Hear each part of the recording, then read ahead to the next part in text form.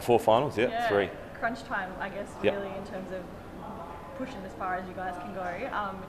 How happy are you, excited are you to be back at home this week? Arvo footy, hopefully a big crowd, heritage round, plenty to play for. Yeah, a few big ones there. Arvo footy, 3 to go, obviously against one of the best teams of the decade, obviously, or the most recent decade gone. Slips keeps telling us how good it is to have collars back on the jersey. Yeah, him playing in the early 2000s there.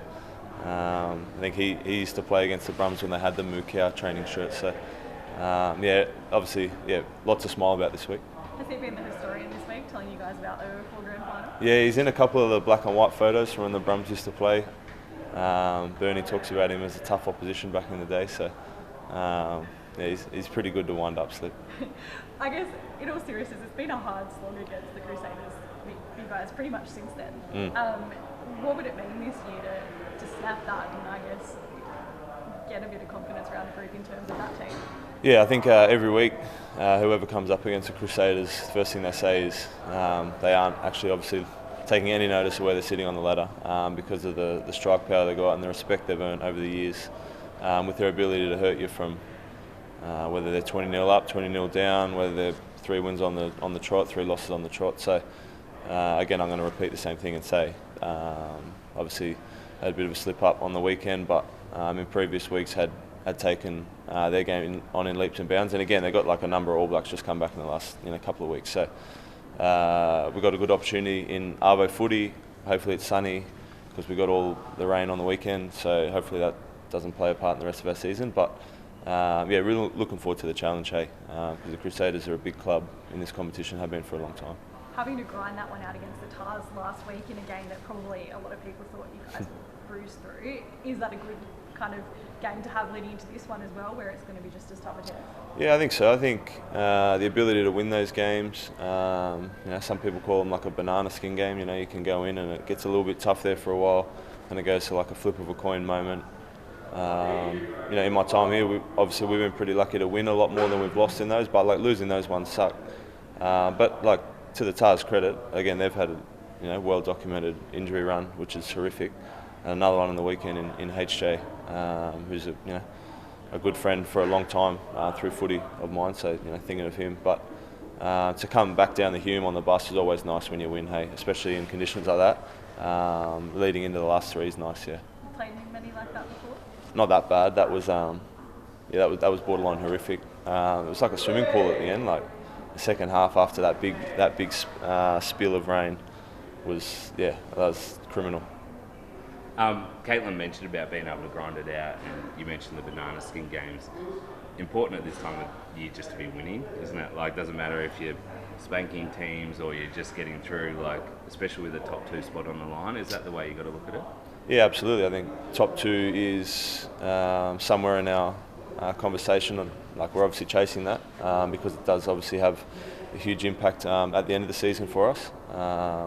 But it's not the be-all and end-all for us, to be fair. Like winning games at the end of 80 minutes is that's gold medal. Anything after that is sort of secondary and bonus points and all that stuff. As I said, we're chasing those, but like winning week to week is the goal in this competition, because you actually can't really look after or can't really have much of an impact on the other results, which are really realistically going to have a big impact on the standings at the end of whatever, have it 16 rounds or whatever it is. So again this week the same. Like, we can't control the other results, and New Zealand teams are playing New Zealand teams for the majority of the last couple of rounds. So we just check the results at the end of the round and see where we're at. Have you missed a game yet this year? No. So you're sort of in the in terms of that back line there. I think you might be the only one who's played every game. In terms of starting as well. Yep. To see guys like Bod coming back, maybe Tooley this week. Ollie's been playing really well on the wing. Absolutely. Andy's a couple games back in Yep. as well. Like, there's options there, isn't there? Yeah. I think I just heard Bod speaking about the worst job in this building is Bernie at the moment, because we've got so many guys who are available for selection. But it's probably a reflection on the coaching staff themselves, and like the ability for them to go and get talent, bring them to the club and make them feel like they're a part of, I want to be a part of something special that we're building as a group. So getting someone back like Tooley, obviously who was outstanding for us at the start of the year, Bod, who watching from afar for 9 months grind away like all guys do when they have those long-term injuries, but also knowing Bod from back in Sydney from when we were a little bit younger too, like it hits home a little bit nicer when you see him don the boots and get back in the matchday 23, especially knowing what he can do. He's one of a few footballers left in the world that just play. Like he just gets out there and he just plays the same as he was like when we were under 8s and that at Clovelly Eagles sort of thing. So the depth that we've got is a blessing, but these are like the rounds now where it gets a little bit sad because someone misses out, unfortunately, and that's the reality.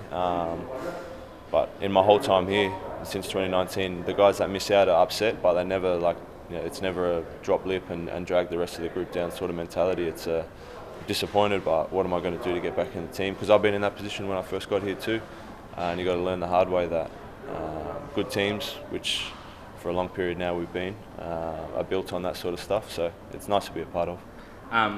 You mentioned heritage stuff as well. Like what do you know about 04?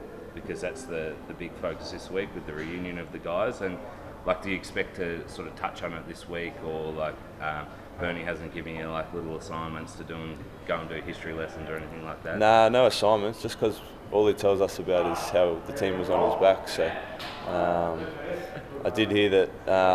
I'm almost certain that like 20. I think only Griggs might be overseas. So I'm pretty sure that the majority, if not all of them, bar Griggs, is going to be at the game. And I think that they're having a lunch on Friday too. So there might be an opportunity there to connect with that group. Obviously, it's a special partner. Since I got here, obviously, like they're on the walls everywhere, and there's like some of the most famous players from the Australian, not just the Brumbies, but some of the big names, and guys coming from far and wide to join the Brumbies at that time too. There were not a lot. There's a fair few Canberrans, but guys from out of town too. So the opportunity to connect with them would be nice. Obviously, knowing that it was Crusaders, all that sort of stuff obviously comes into it, but it's nice that we're paying homage with the jersey and all that sort of stuff too, and even the Canberra Milk style training shirts and stuff are a nice touch. And I think it's awesome that we touch on that too, because they sort of laid the foundations for the Brumbies following them, which is nice.